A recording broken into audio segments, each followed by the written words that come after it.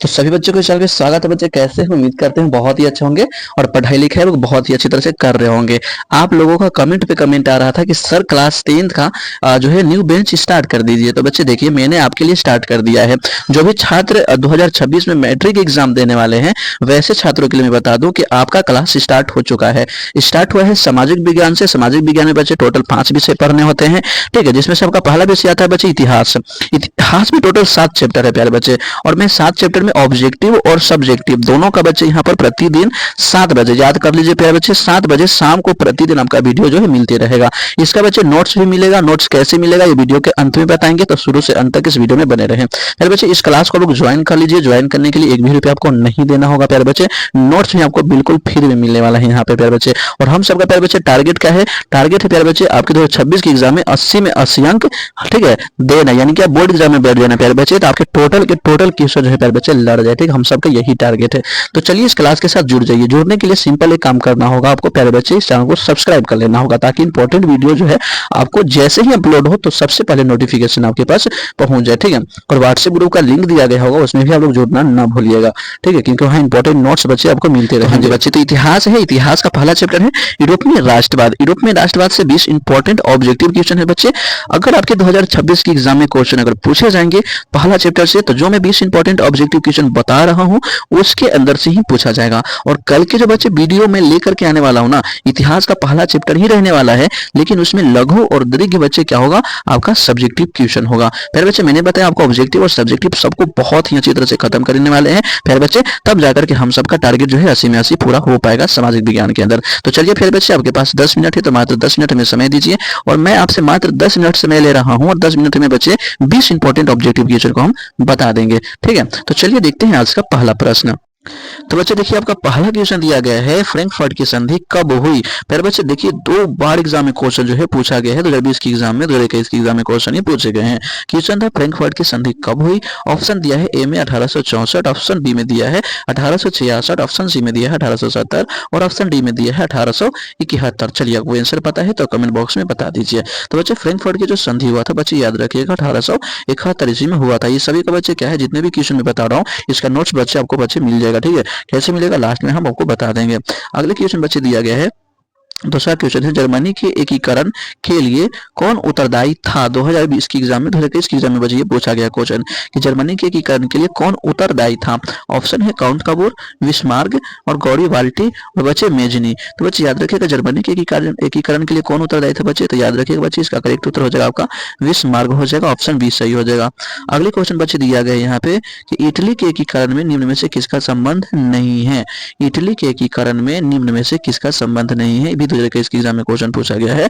तो बच्चे ऑप्शन दिया है बिस्मार्क, मेजनी, और काबूर, और गौरीवाल्टी। तो प्यारे बच्चे इसका करेक्ट उत्तर हो जाएगा कि इटली के एकीकरण में इटली निम्न में से किसका संबंध नहीं है। तो बच्चे याद रखिएगा ये हो जाएगा बच्चे बिस्मार्क का। ऑप्शन प्यारे बच्चे आपका ए वाला सही हो जाएगा।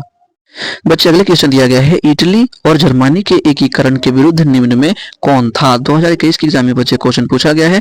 ऑप्शन है इंग्लैंड, रूस, ऑस्ट्रिया, और प्रसा। तो बच्चे इसका करेक्ट उत्तर हो जाएगा ऑप्शन सी ऑस्ट्रिया हो जाएगा। जो भी बच्चे को ऑप्शन पता है कमेंट बॉक्स में बताते चलिएगा, और जो भी बच्चे को ऑप्शन सी आ रहा था ना उनका बिल्कुल सही है प्यारे बच्चे। अगले क्वेश्चन बच्चे दिया गया है, जर्मनी के एकीकरण का प्रमुख वास्तुकार कौन था। तो बच्चे जर्मनी के एकीकरण का प्रमुख जो वास्तुकार था प्यारे बच्चे वो आपका बिस्मार्क था, ऑप्शन आपका डी सही हो जाएगा।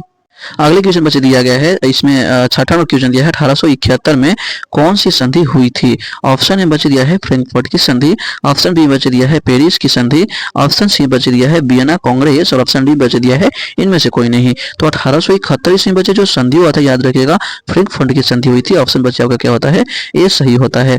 अगले क्वेश्चन बच्चे दिया गया है 7वां नंबर कि 1830 की क्रांति के बाद फ्रांस में किस प्रकार का शासन स्थापित हुआ। ऑप्शन दिया है संघीय शासन व्यवस्था, ऑप्शन बी में बच्चे दिया है संवैधानिक राजतंत्र, ऑप्शन सी में बच्चे दिया है गणराज्य, और ऑप्शन डी बच्चे दिया है अधिनायकवाद।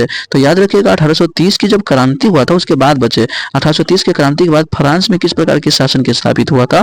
तो बच्चे याद रखिएगा ये संवैधानिक राजतंत्र हो जाएगा, यानी ऑप्शन बच्चे आपका क्या होता है बी वाला सही हो जाता है। अगले क्वेश्चन बच्चे दिया है, रक्त एवं लोह की नीति का अवलंबन किसने किया था। 3 बार एग्जाम में क्वेश्चन पूछा है 20, 17 और 11 में। तो रक्त एवं लोह की नीति का अवलंबन किसने किया था? ऑप्शन है मेजनी, हिटलर, बिस्मार्क और विलियम बच्चे। तो बच्चे याद रखिएगा रक्त एवं लोह है, रक्त एवं लोह की नीति का जो अवलंबन किया था वो बिस्मार्क किया था बच्चे। ऑप्शन आपका हो जाता है सी सही। अगले क्वेश्चन बच्चे दिया गया है वियना कांग्रेस कब हुआ था? 2020 के एग्जाम में क्वेश्चन पूछा गया है बच्चे। ऑप्शन दिया है 1815, 1818 ऑप्शन, और ऑप्शन सी बच्चे दिया है 1820, ऑप्शन डी बच्चे दिया है 1848। तो वियना कांग्रेस कब हुआ था बच्चे? याद रखिएगा 1815 ईस्वी में हुआ था। अगले प्रश्न बच्चे दिया गया है कि मार्टिन लूथर कौन थे? मार्टिन लूथर जो बच्चे थे वो कौन थे?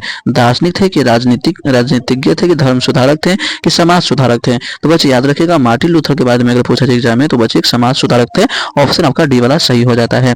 अगले क्वेश्चन बच्चे दिया गया है काउंट काबूर को विक्टर इमेनुअल ने किस पद पर नियुक्ति किया? ऑप्शन दिया है सेना पर किया था कि फ्रांस के राजदूत पर कि प्रधानमंत्री पर कि गृह मंत्री पर?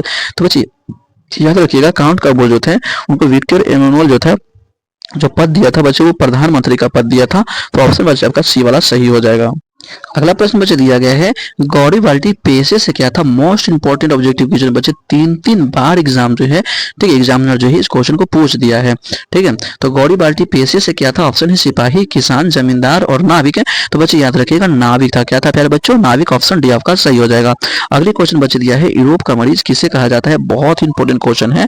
ऑप्शन दिया है तुर्की को, बच्चे रूस को दिया है, तुर्की को और जर्मनी को और यूनान को। तो यूरोप को जो मरीज कहा जाता है बच्चे याद रखिएगा वो तुर्की को कहा जाता है। ऑप्शन डी सही हो जाएगा।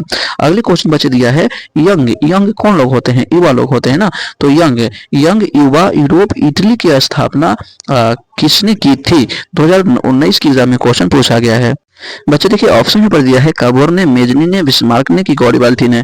तो बच्चे इसका करेक्ट उत्तर हो जाएगा कि यंग युवा यूरोप इटली की स्थापना किसने की? तो बच्चे याद रखिएगा मेजनी ने की। ऑप्शन बच्चे आपका 20 सही हो जाएगा। अगले क्वेश्चन बच्चे दिया गया है किस युद्ध के बाद जर्मनी का एकीकरण पूरा हुआ यानी पूरा हो गया बच्चे? ऑप्शन है बच्चे यहाँ क्रोमियो का युद्ध, सेडानो का युद्ध, प्रसा डेनमार्क का युद्ध और सेडान का युद्ध। तो बच्चे याद रखिएगा सेडान हो जाएगा। सेडाव मत लगाना बच्चे एग्जाम में जाकर के। ठीक है सेडान का युद्ध जब हुआ था तब जाकर के क्या हुआ था?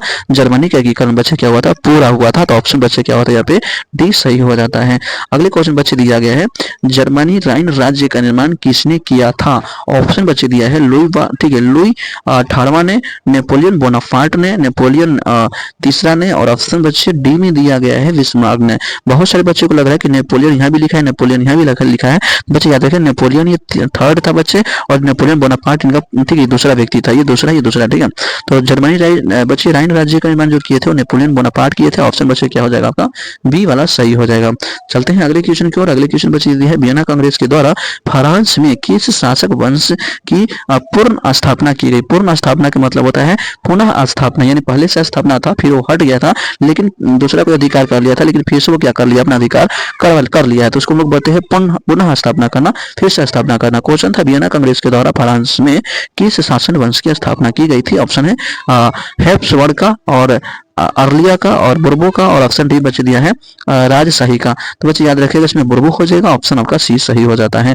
अगले क्वेश्चन बच्चे दिया है सन 1870 में फ्रांस और फ्रांस के बीच युद्ध कहाँ हुआ था? ये क्वेश्चन पूछा गया है।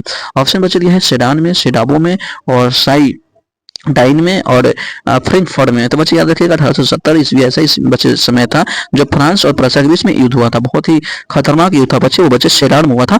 ऑप्शन आपका बच्चे यहाँ पर ये सही हो जाता है। तो प्यारे बच्चे इसमें टोटल 18 क्वेश्चन ही थे। ठीक है और आपकी एग्जाम में क्वेश्चन पूछा भी जाएगा ना 2026 की एग्जाम में। मान लीजिए अगर पहला चैप्टर से इतिहास का पहला चैप्टर से क्वेश्चन पूछा जाता है तो 18 क्वेश्चन के अंदर से ही क्वेश्चन जो है आपके फाइनल एग्जाम में पूछे जाएंगे। तो इन 18 क्वेश्चन को बहुत ही अच्छी तरह से आप याद कर लीजिएगा। अब सबसे इंपॉर्टेंट बात है कि सर इसका नोट्स कहाँ मिलेगा? तो प्यारे बच्चे देखिए इस वीडियो के डिस्क्रिप्शन बॉक्स को जाकर चेक कीजिए, उसमें एक व्हाट्सएप ग्रुप का बच्चे लिंक दिया होगा प्लस उसके अलावा प्यारे बच्चे क्या है आपको टेलीग्राम का लिंक दिया गया होगा, उसको जाकर के ज्वाइन कर लीजिए। और एक व्हाट्सएप नंबर दिया गया होगा बच्चे 9631887270 का। इस पर बच्चे व्हाट्सएप पर मैसेज कर देना है कि सर मेरे को पीडीएफ चाहिए। आपको प्यारे बच्चे बिल्कुल फ्री में यानी आपसे जो है कि एक भी रुपया नहीं लिया जाएगा और आपसे बच्चे क्या है बताए उस पीडीएफ को आपको दे दिया जाएगा। तो उम्मीद करते हैं आपको ये क्लास बहुत अच्छा लगा होगा और हम सबका टारगेट एक ही है सामाजिक विज्ञान में 80 में 80 अंक लाना बच्चे। हम सबका मेहनत हम और आप दोनों मिलकर के मेहनत करेंगे लगातार 1 साल तक। तो प्यारे बच्चे हम सबका 80 में 80 अंक जो है आ जाएगा। ठीक है तो जाते जाते अभी तक इस चैनल को सब्सक्राइब नहीं किए तो चैनल को सब्सक्राइब होकर के करके बच्चे और अपने परिवार में शामिल हो जाइए, ठीक है। बाकी वीडियो को यहीं एंड करते हैं। कल की क्लास जो है 7 बजे आपको होने वाला है सब्जेक्टिव का, तो कल आप लोग कॉपी और पेन लेकर के जरूर से जरूर बैठिएगा। बाकी वीडियो को यहीं एंड करते हैं। जय हिंद, जय भारत।